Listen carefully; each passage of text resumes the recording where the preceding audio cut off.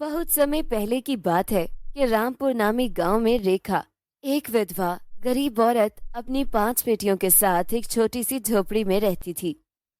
जब उसकी छोटी बेटी 1 साल की थी, तो उसका पति अपनी 5 बेटियों और रेखा को अकेला छोड़कर इस दुनिया से चला जाता है। अपने पति के जाने के बाद रेखा को बहुत सी कठिनाइयों का सामना करना पड़ता है। वह अपनी बेटियों के पालन पोषण के लिए बहुत मेहनत करती थी, तब कहीं जाकर उनके लिए 2 वक्त के खाने का इंतजाम कर पाती थी। ऐसे ही उनका कठिनाइयों भरा जीवन चल रहा था कि एक दिन अचानक जहाँ पे रेखा की झोपड़ी थी, वहाँ जंगली जानवर आ जाते हैं। मेरी प्यारी बच्चियों, जल्दी से अपनी जरूरत का सामान लो, यहाँ जंगली जानवर आ गए हैं। हमें उनका शिकार होने से पहले यहाँ से निकलना होगा। चलो, हम कहीं और बसेरा करते हैं। रेखा अपनी 5 बेटियों को और जरूरत का सामान लेकर अपनी झोपड़ी खाली करके दूसरी जगह जाने के लिए निकल जाती है कि अचानक रास्ते में चारों तरफ से जंगली जानवर घेर लेते हैं। रेखा अपनी बेटियों पे आंच भी नहीं आने देती। वे डट कर उनका सामना करती है और उनको मारकर भगा देती है, लेकिन वह खुद जख्मी हो जाती है। रेखा खून में लहूलुहान थी। 5 बहनें उसको देखकर रोने लग जाती हैं। तभी रेखा अपनी बेटियों से कहती है, मेरी प्यारी बच्चियों, मेरे जाने के बाद तुम्हारा इस दुनिया में कोई भी नहीं है। मैं जाने से पहले तुम्हें किसी के पास छोड़कर जाना चाहती हूँ, ताकि वह तुम्हारी देखभाल कर सके। आपको कुछ नहीं होगा माँ। एक माँ ही तो होती है जो अपने बच्चों की ढाल बनती है। आपने पिताजी के जाने के बाद कभी भी हमें भूखा नहीं सोने दिया। माँ, हम आपके बिना नहीं रह पाएंगे। आप हमें छोड़कर नहीं जा सकती। आप पूजा, पूनम, पारो, प्रीति को देखिए, वो आपके बिना कैसे रहेगी। रेखा को पता था कि उसकी बेटियां चाहे जितनी भी रोले, वो अब उनकी देखभाल के लिए और जीवित नहीं रह सकती थी। इसलिए वह अपनी बेटियों के लिए कोई सुरक्षित जगह ढूंढती है कि तभी उसे एक बूढ़ी औरत नजर आती है। वह बूढ़ी औरत रेखा को जख्मी देखकर उसके जख्म साफ करती है। तभी रेखा उससे कहती है, आप मुझे भली औरत नजर आती है। इस भरी दुनिया में मेरी 5 बेटियों का कोई नहीं है। मुझे नहीं लगता कि मैं और जी पाऊंगी। क्या आप मेरी बेटियों का ख्याल रख सकती है? अरे बेटा, ये क्या कह रही हो? 5-5 लक्ष्मियां मेरे घर रहेंगी। मैं वैसे भी अकेली रहती हूँ। उनको अपने साथ रख के तो मैं धन्य हो जाऊंगी। तुम चिंता मत करो।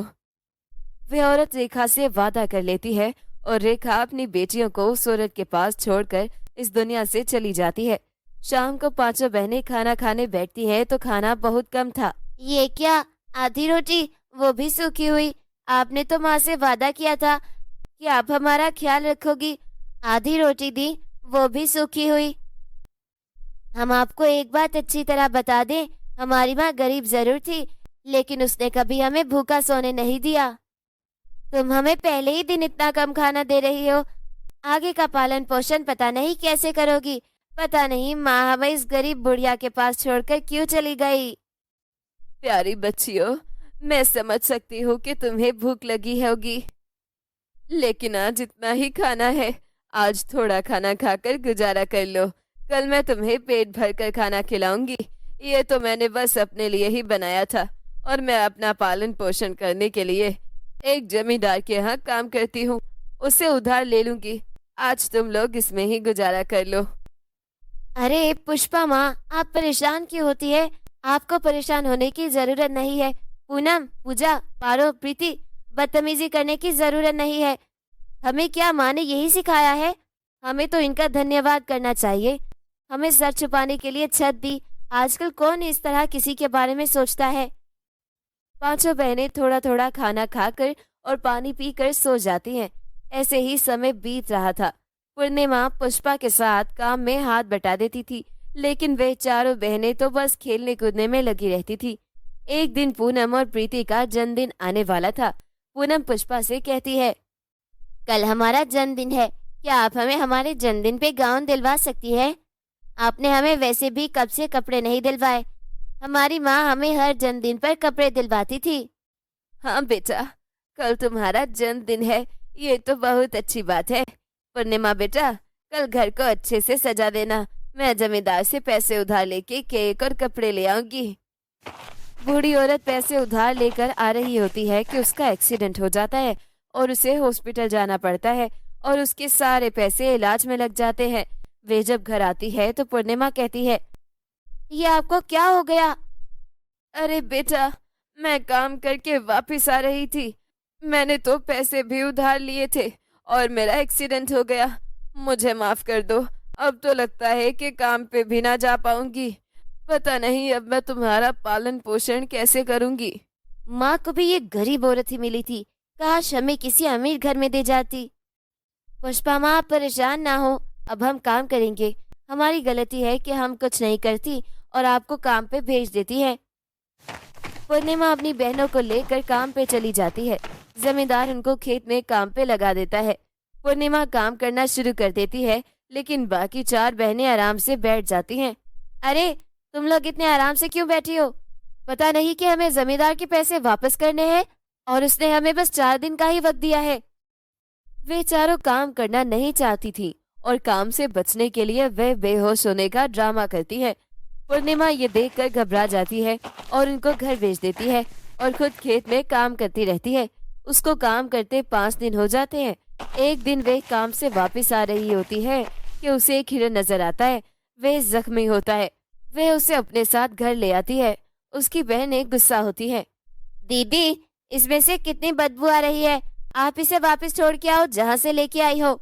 तुम्हें इससे इतना मसला है तो तुम अंदर चली जाओ और बाहर मत आना। पूर्णिमा हिरन को हल्दी का लेप लगाती है और उसकी बहुत सेवा करती है। इस तरह बहुत समय बीत जाता है, लेकिन वो हिरन ठीक होने का नाम ही नहीं लेता। आज मुझे इस हिरन की सेवा करते 20 दिन हो गए हैं। ये हिरन ठीक नहीं हो रहा है। पूर्णिमा, मैं कोई आम हिरन नहीं हूँ। मैं एक जादुई हिरन हूँ। मैं एक काली शक्ति की लपेट में हूँ। मैं ठीक हो सकता हूँ अगर 5 बहनें मुझे अपना थोड़ा खून दे दें। बाकी बहनें खून देने से मना कर देती हैं, लेकिन पूर्णिमा कहती है, मैं तुम्हें अपना खून देने के लिए तैयार हूँ। इतना कहते ही वो हिरन एक परी में बदल जाता है और परी कहती है, पूर्णिमा, मैं तुम्हारा इम्तिहान ले रही थी। मैं पृथ्वी के नेक लोगों की मदद करती हूँ। तुम्हारी अच्छाई का फल तुम्हारी बहनों को भी मिलेगा। मैं तुम्हें जादुई गाउन दे देती हूँ। तुम इन गाउन से कुछ भी मांग सकती हो, लेकिन याद रखना, इनसे दूसरों की भी मदद करना, वरना अपने इंजाम की जिम्मेदार तुम खुद होगी। ये कहकर परी गायब हो जाती है, लेकिन पूर्णिमा की बहनों में और लालच आ जाता है। वे पूर्णिमा और बूढ़ी औरत को छोड़कर शहर में चली जाती हैं और अमीर बन जाती हैं और किसी की भी मदद नहीं करती। एक दिन वे पार्टी में जाती हैं कि उन्हें एक बूढ़ी औरत मिलती है जो उनसे खाना मांगती है। वो चारों मना कर देती हैं और उनके जादुई गाउन फौरन गायब हो जाते हैं और वो फटे हुए कपड़ों में आ जाती हैं और रोने लगती हैं। दूसरी तरफ पूर्णिमा सब लोगों की मदद करती है और बूढ़ी औरत के साथ हंसी खुशी रहती है। तो बच्चों, कैसी लगी आपको ये कहानी? अगर कहानी पसंद आई हो तो वीडियो को लाइक कर दें और कमेंट बॉक्स में अपना फीडबैक लाजमी दें। अगर आप मजीद इस तरह की कहानियाँ सुनना चाहते हैं तो चैनल को सब्सक्राइब कर लें। मिलते हैं अगली कहानी के साथ। तब तक आप अपना ख्याल रखिएगा। बाय बाय दोस्तों।